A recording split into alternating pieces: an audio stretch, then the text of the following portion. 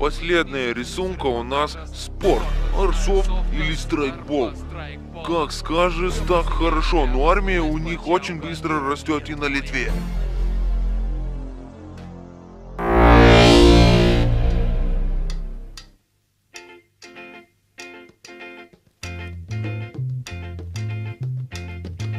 Tai jeigu trumpai, prasidėjo Airsoftas judėjimas iš vis Japonijai, kadangi ten armijai buvo išskirta dalis ginklų, buvo sukurta dalis ginklų, kurie dabar yra naudojama.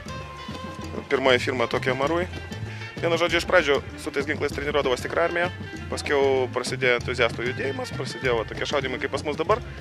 Lietuvoje Airsoftas pasirodė maždaug prieš 4, gal 5 metus. Šiuo metu turime mes ko gero bent jau čia susirinkusi apie 250 entuziastų iš visos Europos, pradedant Kaliningrado sritim, baigiant ko gero Estiją, gali būti, kad netgi Čekų turim. Pagrindas. Ginklai panašus į tikrus, pagal svorį, pagal dydį, pagal formą, pagal viską, užsitaiso pakankamai realistiškai. Vienintelis dalykas, kas skiriasi, kad žinoma šaudom ne švininiais šratais, o plasmasiniais. Daugumai būna įdomu, ar skauda pataikius, tai galiu atsakyti, kad taip, skauda. Į nugarą gal ne taip, bet kur nors gavosi koją, į ranką, į galvą pasijaučia iš karto. Didžiausias skirtumas nuo pinbolo, ko gero, taip matosi. Netepliojam uniformų, nesinaudojam santechninę įrangą tam, kad žaist. Ir atstumai yra 2-3 didesni. Šaudom serijom.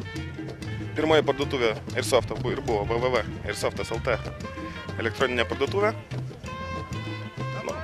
Tuo metu, kai mes pradėjom žaisti, ginklai kainuodavo pakankamai brangiai, tai apie 2-2,5 tūkstančio ir panašiai. Šiuo metu galima ekonominės versijas automatų nusipirkti, pavyzdžiui, už kokius 500-600 litrų. Skirstosi dažniausia pagal uniformos patentą ir pagal naudojamus ginklus. Tai yra grubiai Lietuvoje tradiciškai 2 grupės. Tai yra pro-amerikietiška ir pro-rusiška, sakykime taip. Tai žinoma, rusai žaidžia su kalašais, su RPK ir kitais rusiškais ginklais. O amerikietiška pusė naudoja praktiškai NATO standarto ginklus ir JAV naudojama ginkluotė. Šiaip tai yra pageidautina, nes žmogus lakstantis su desantininku rusišku kombinezonu ir nešantis rankose amerikietišką kulkosvaidį atrodo gan įdomiai. Tokius mes vadinam pokemonais. Daugumoje yra stengiamas atkurti kuo daugiau autentikos. Žinoma, karas netikras, todėl įvedamas kai kurios korektyvos, niekas nebijo mirti. Daug karščiau atakuoja ir panašiai, bet stengiamas atkurti kuo daugiau autentiškos armijos detalių.